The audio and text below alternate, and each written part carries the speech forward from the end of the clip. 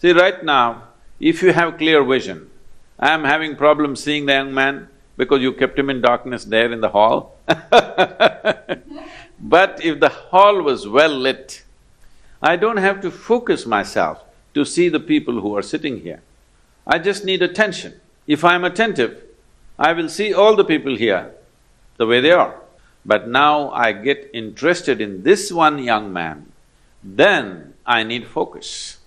If I had only focus without the general attention about everything around me, indiscriminate attention I'm talking about, attention not even about something, just being attentive only because there is a certain level of attention and awareness within you, you even know that you exist. Otherwise, let's say in sleep, in your experience, neither the world exists nor you exist, all that's happened is there is no attention, because there is no attention, there is no perception of any kind. So first thing is attention, that there is a general grasp of everything. Then there is a particular interest.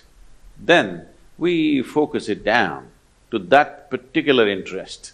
So what is the purpose or what is the definition of focus? What is the use of focus? Where can focus get us? We are focusing on something only because our attention is not keen enough. If our attention was very keen, you would not need to focus on anything. In the yogic systems, we have what is called as dashavadanis, shatavadanis. What this means is, a man will do 10 things at the same time, another man will do 100 things at the same time. This is, he will articulate a particular musical raga, at the same time he will calculate a very complex arithmetic problem, at the same time he will write poetry, at the same time like this he will do 10 things or 100 things. There are people like this. You can either use that to just be a stage performer, or you can just use it in your life.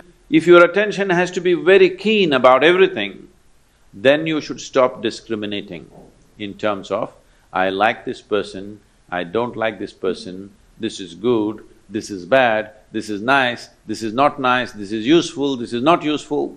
If you do not make any kind of discrimination, you just work on your attention, not about being attentive about something, just being super attentive. This is important. This is a very important aspect of yogic process, is that we go on working on our attention, that we keep on keying up our attention to a higher and higher level, a higher and higher voltage and intensity. Now, we don't encourage focus because focus means consolidate all that attention and put it on one person. Suppose you invested your entire focus on one spot and you found nothing worthwhile in that spot, what will you do at the end of your life? This is what is happening to most lives. Now, you just work on making your attention itself so keen that even if somebody focuses on something, they won't be that keen. If your attention is that keen, you won't miss a thing in this universe. Now, when you don't miss a thing, everybody thinks you're some kind of a superhuman being. No, this is not about being superhuman. This is about realizing being human itself is super. So, if you cultivate your attention, there are… we can give you very dynamic processes through which you can scale up your attention to a higher and higher level. How clearly you see determines how successfully you walk this life, there's no question about it. How much lack of clarity there is in you, that much blundering you will do in your life. Simply there is no question about this. So, attention, raising the bar of attention is more important than focus. For immediate purposes, if you need to focus on something, you can. So, mental focus is a limited possibility, but the attention, enhancement of attention that ultimately delivers you to a space where you become conscious, or in other people's words, super conscious, is just conscious but people think you're super conscious. Because of this, you grasp everything as it is. The most important thing for this is that your mind has become like a plain mirror, it just shows everything just the way it is. Only when you see everything just the way it is, you will have the ability to handle everything sensibly. Otherwise, you make a mess out of many things.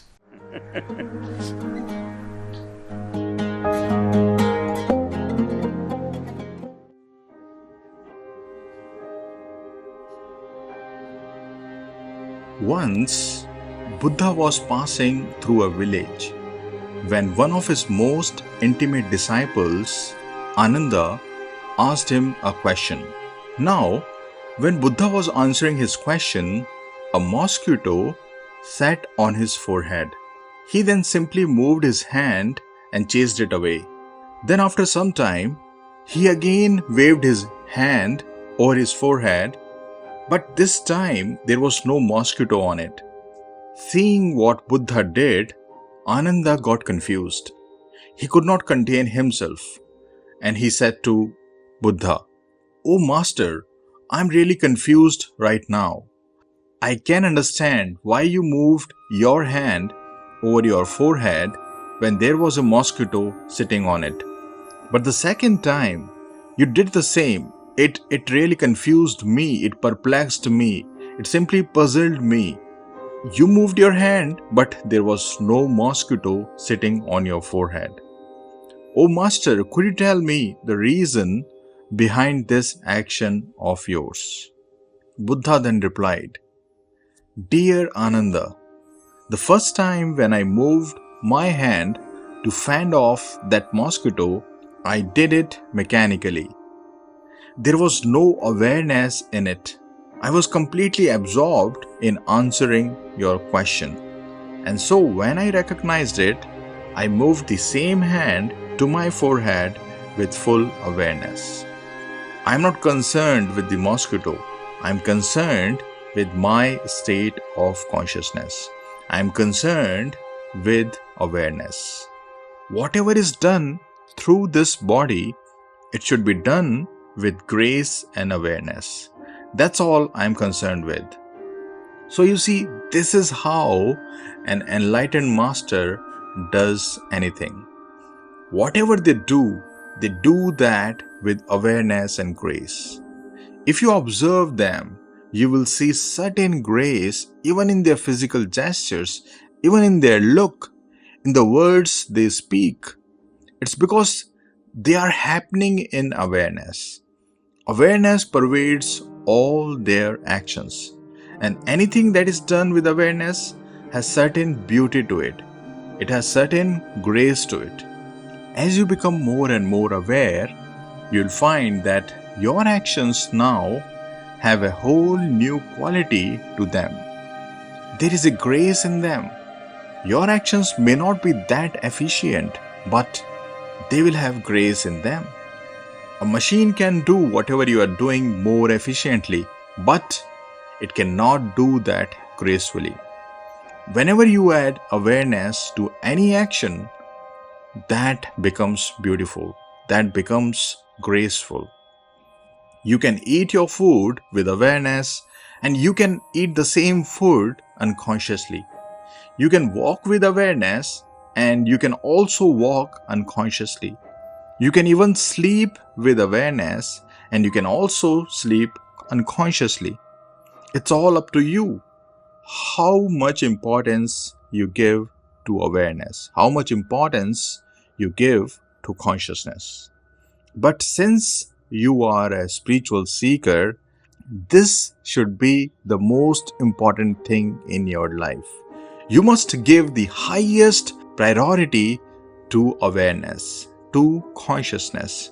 You can risk everything for it, but never risk awareness for anything, because nothing in this world is worth losing your awareness for.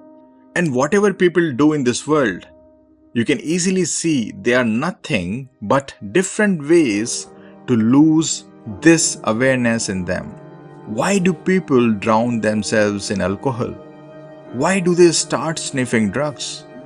It's because they want to lose this awareness. They want to become unconscious. They want to forget who they really are in their essence, who they really are beyond this body-mind complex. So whatever helps them in forgetting themselves, they take to it with great enthusiasm, with great interest. And when they lose consciousness after having a peg or two of the alcohol, they call that happiness. Can you believe it? Nothing can be more ridiculous than this. You lose consciousness, you lose yourself, and you call that happiness? This is a very dangerous state of mind. So stop moving towards things which make you unconscious, which make you lose your awareness. Start cultivating awareness through your spiritual practices. Stop running away from yourself. Stop running away from your true nature, which is nothing but pure awareness. Awareness is the seed which will give birth to godliness in you. Awareness is the little ray of light in you which will give birth to the blazing sun of godliness in you.